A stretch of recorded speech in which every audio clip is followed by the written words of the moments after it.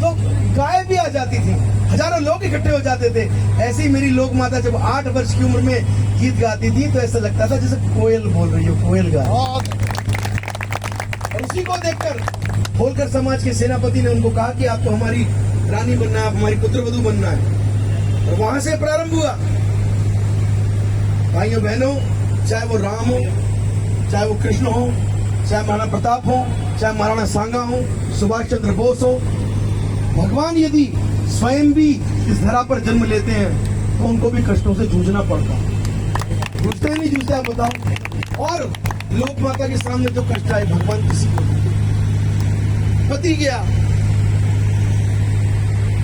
तो पति चला गया तो उनका जीवन से मोह छूट गया। उन्होंने कहा कि मैं जीना नहीं चाहती।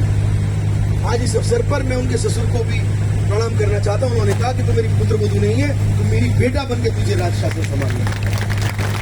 ये उनके ससुर की देन थी। अगर वो उस दिन मर जाने देते तो हमारी लोक माता का जीवन आगे ना बढ़ता। और उन्होंने कहा नहीं, तो मेरी पुत्रवधू नहीं है, तू मेरी बेटी नहीं है, तुझे मेरा बेटा बन के शासन संभालना है। जो बेटी कर सकती है वो बेटा कर सकता है, कोई अंतर नहीं है, कोई अंतर नहीं है, उन्होंने कहा। और उसके बाद में आपके सामने उनका जीवन है। भाइयों बहनों, उन्होंने जहां अंग्रेजों से संघर्ष किया, आमने सामने खड़क बजाने का काम किया। इस देश के अंदर यदि सती प्रथा को समाप्त करके जड़मूल जीरो करने का काम किसी ने किया तो सबसे पहले लोक माता ही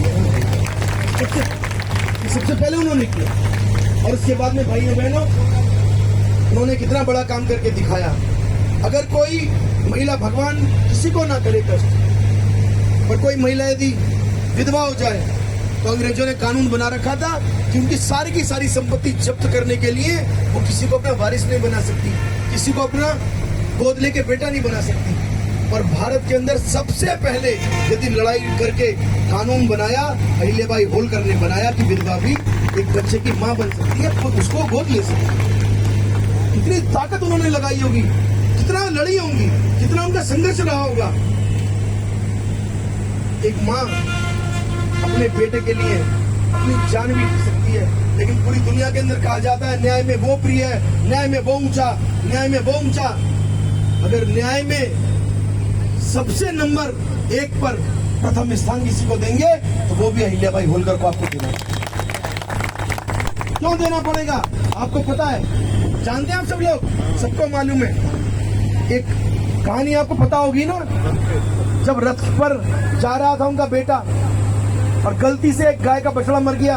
वो गाय जो है बछड़े को चाट रही है, रो रही है, चाट रही है, रो रही है। लोक माता वहां से निकली, उन्होंने कहा ये गौ माता क्यों रो रही है? बोले ये पुत्र वियोग में रो रही है, एक बछड़ा मर गया। तो वो गई और जाकर उन्होंने पूछा सभी अपने सैनिकों से और अपने मंत्रियों से, किसने मारा? कोई बताए ना। उनको धीरे से पता चल गया। उन्होंने उस बेटे की पत्नी से कहा कि बहू तुम मुझे बताओ कि यदि किसी माँ का बेटा कोई मार दे तो क्या होना चाहिए? तो बोले बराबरी का दंड मिलना चाहिए, जिसने मारा है उसको भी मृत्यु दंड मिलना चाहिए। तो उन्होंने कहा कि ऐसे ऐसे हुआ है और मैं अपने बेटे को मृत्यु दंड देने जा रहा हूं। आप बताओ, जब मृत्यु दंड उन्होंने दिया होगा, पति है नहीं, पिता है नहीं, और अपने बेटे को मृत्यु दंड दे दिया, वो तो क्योंकि वो शिव भक्त नहीं थे। और उन्होंने जीवन में जो सेवा कार्य किए, जो उन्होंने कानून पास किए, जहां भी हस्ताक्षर किए, उन्होंने कभी हस्ताक्षर पर यह नहीं लिखा कि मैं अहिल्याबाई होलकर हूं। उन्होंने हस्ताक्षर लिखा श्री शंकर। इतनी बड़ी भक्त थी भगवान शिव की, और इसीलिए शायद भगवान शिव ने उसको माता को प्रेरणा दी। आगे कहानी बढ़ती है। उन्होंने कहा मैं कुचलकर जैसे और मारते मारूंगी।